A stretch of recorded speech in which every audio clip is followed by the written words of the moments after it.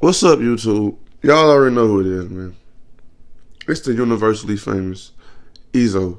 You know, the one that everybody know. Everybody in history know me. It ain't a motherfucker that live, died, that's go live, that don't know me or that's not going to know about me. You know, I'm a fucking legend. I was born a legend. I was a legend before I was even born. They knew. Like they told my mama when she was 3 years old, like, you're gonna have a son named Ezo, and he's gonna change the world. No cap. But, Mr. Finesse out your 10 racks. But I'm coming to y'all with another video. Now, as I sit back, blowing the finest gas that the earth has to offer,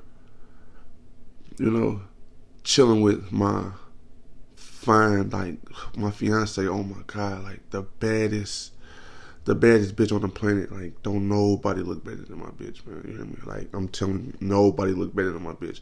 My bitch is so bad, bruh. I'm telling my bitch so bad that I let her cheat on Thursdays. Because like if I ain't like God ain't make her for one person to lock her down. Like, that'll be selfish of me to not share her with the world. So I let her cheat on Thursdays, so I can be good with God, because God blessed me with the most beautiful girl in the world. But anyway, as I'm sitting back doing all that, I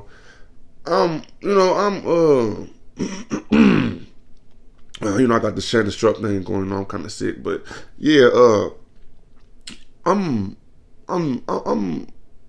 chilling. You hear me? I smacked my bitch on the ass. Pop! That motherfucker got to just shaking for hell. You hear me? It just got to shaking, and I'm like, and a thought came to mind, because it reminded me of the little swag Huncho dance when he used to be hitting that. Like, that's how her ass was jiggling when I smacked it. So I'm like, damn, man, I miss little bro. And like, bro, he left a mark, man, on a lot of people. And a lot of people, act like they forgot. But this ain't gonna be no deep dive video. Like, I'm not finna go into like the history, his age. I'm just gonna speak on, like, from within the last year or so. I swear, everybody, like when Three Problems as a group started taking off.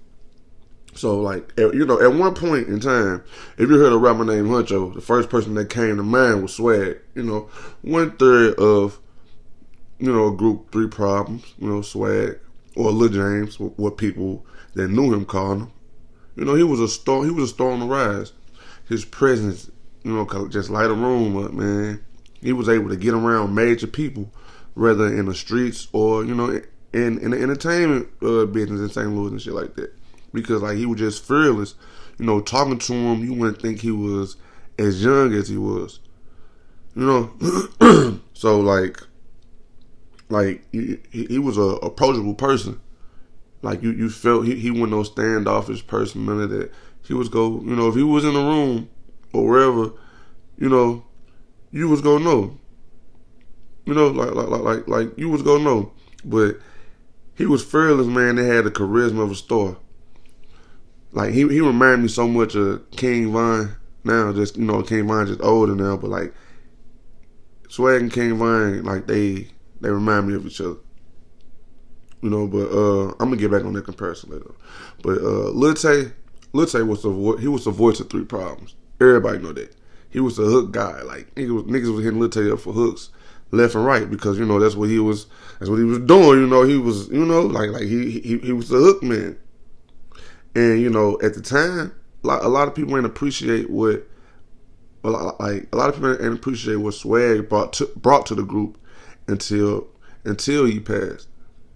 Because, like, Lil Tay a great artist, but they worked way better together. They worked off each other. So, people didn't realize what Swag brought to the group. Because Lil Tay was the cool, laid back, chill one. Swag was someone that was gonna be in your face. He gonna make you laugh, then boom, your car gone. Lil Tay was gonna be the one that stole it. He was bad as a motherfucker too. He just sneakier with it. But Swag was just in your face with the shit, you know. So and because he laid back, a lot of people try to, you know, get the notion that he a bitch, man. Lil Tay ain't no bitch, and he can bang too, but you know, but like Swag, he had the aura around that made people want to be around him. You know, when 3 Problems and Foes dropped for a fuck nigga, that opened the floodgates. You know, that opened the floodgates for badass kids in St. Louis.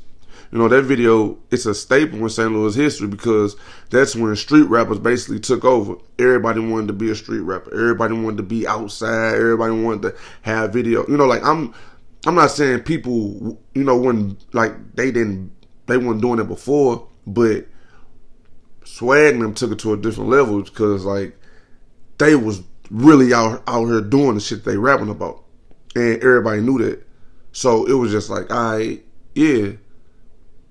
You know, like it was like, yeah, so the street rappers basically took over, and you know, if you wasn't living what you wasn't rapping, you wouldn't go pop. That's what started that.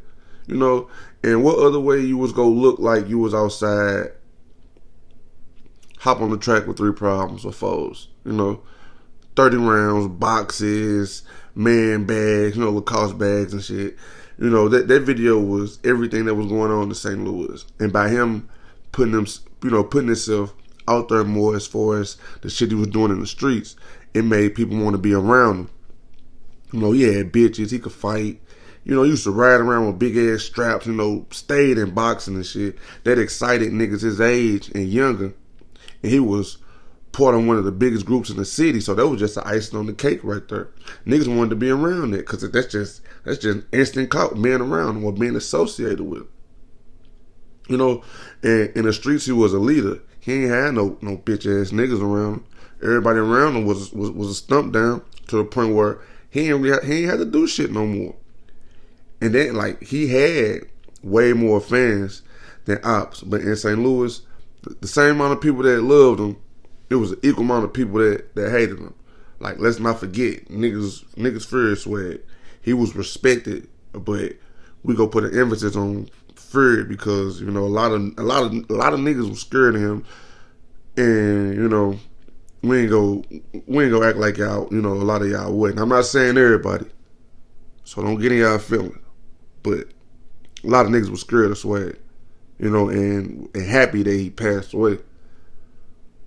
So like end of 2014, I say end of 2014, beginning of 2015, you know, he was moving around a lot with a lot of different people, and his name was coming up in a bunch of shit. So like towards the summer, he was just recording hella music and shit. He ain't give a fuck, and like he ain't give a fuck who you was. If you wanted to feature, he was charging you. He ain't give a fuck how long he knew you, none of that. He was charged, like to the point where, you know, Lil Tay doing it. Like, he was getting mad at Lil Tay for, like, you know, he was getting mad at Lil Tay for giving niggas features and shit. And because, like, he knew the value of 3 Problems. He knew that they was about to blow.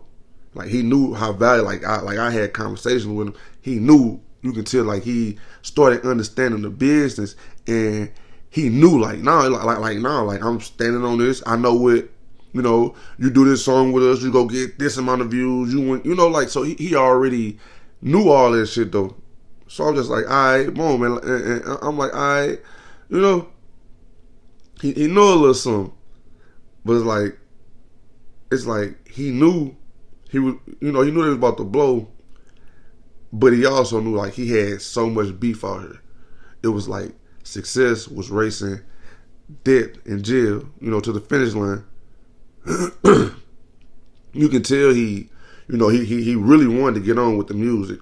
Listen to Free Rello, the greatest tape in St. Louis history. Yes, even better than Country Grammar. On Free Rello, Backdoor was the theme of the whole tape. And around that time, the Backdoor shit was at a peak in St. Louis.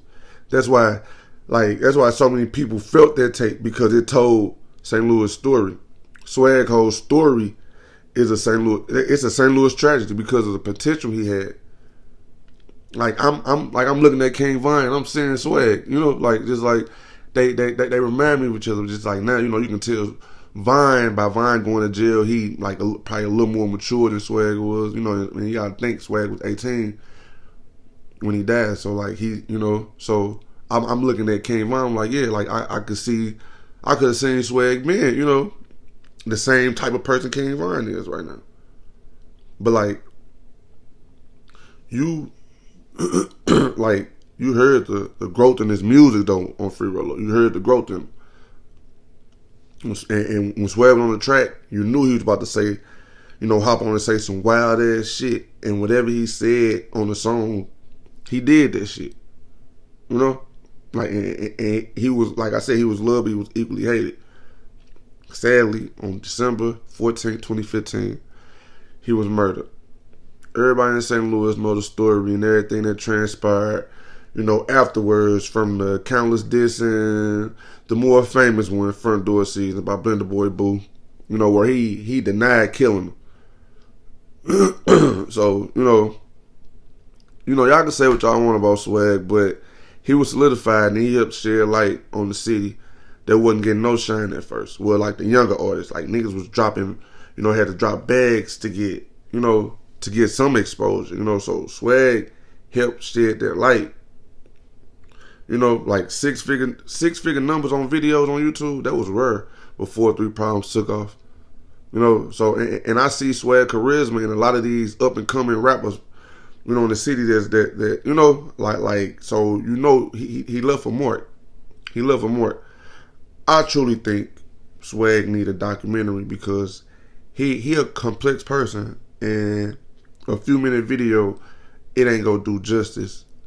So long live Swag, man, and to everybody, come on, St. Louis, we gotta come together, get off this BS, man. We losing too many rappers. Too many rappers with, a lot of potential, man. This has been a fucked up year. So let's get this shit back going, man. Because we was on track at one point, man. Let's get it back going, man. But tell me what y'all think about this. And if you ain't subscribed, go ahead and subscribe. Hit that notification bell so y'all can get these, this far as I'm dropping, because I'm dropping back to back. But, get at me.